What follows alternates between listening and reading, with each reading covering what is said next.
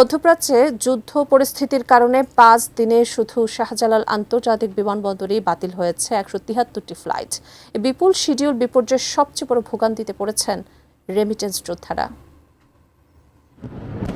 Israel ও যুক্তরাষ্ট্র যৌথভাবে গত শনিবার ইরানে হামলা শুরু করলে মধ্যপ্রাচ্যে নতুন করে শুরু হয় যুদ্ধ পরিস্থিতি। মধ্যপ্রাচ্যের বিভিন্ন দেশে থাকা মার্কিন স্থাপনা লক্ষ্য করে মিসাইল ও ড্রোন হামলা শুরু করে ইরান।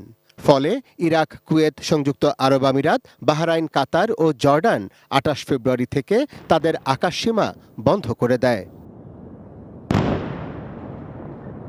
বাংলাদেশ বেসামরিক বিমান চলাচল কর্তৃপক্ষ জানিয়েছে, শুধু হজরত শাহজালাল আন্তর্জাতিক বিমানবন্দরেই গত 5 দিনে বাতিল হয়েছে মধ্যপ্রাচ্যগামী 173টি ফ্লাইট। এর মধ্যে শনিবার 23টি, রোববার 40টি, সোমবার সর্বোচ্চ 46টি, মঙ্গলবার 39টি এবং বুধবার দুপুর পর্যন্ত বাতিল হয়েছে 25টি ফ্লাইট। আর এতে ভোগান্তির শেষ নেই রেমিটেন্স যোদ্ধাদের। আমি গরিব মানুষ, মনে অনেক কষ্ট করে বাইরে গেছি, ছুটিতে আইছিলাম। এই প্রবলেমে লাগিয়া যদি আমি না যাইতে পারি তাহলে আমার আর যাওয়া হবে না। আকামা আর আপনার 4 দিন আছে, 8 তারিখ পর্যন্ত মেয়াদ আছে। গতকালকে ফ্লাইটের কথা ছিল, ঠিক আছে, টিকিট বিল সম্পূর্ণ দিচ্ছে, দেওয়ার পরে বলতেছে যে ফ্লাইটের সমস্যা, ফ্লাইট হবে না। ইন্ডিয়ান এয়ারলাইন্স কাটার পরে বলতেছে এটা তো অনেক চলতেছে না, লোকাল যে প্লেনগুলি আছে ওইগুলি বর্তমানে অফ আছে।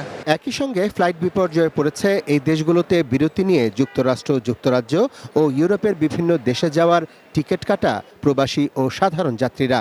পবিত্র রমজানে ধর্মপ্রাণ মুসল্লি যারা ওমরা পালনের নিয়ত করেছিলেন, তাদেরও পরিবার ও স্বজনরা বিদায় জানাচ্ছেন প্রচণ্ড শঙ্কা বুকে চেপে।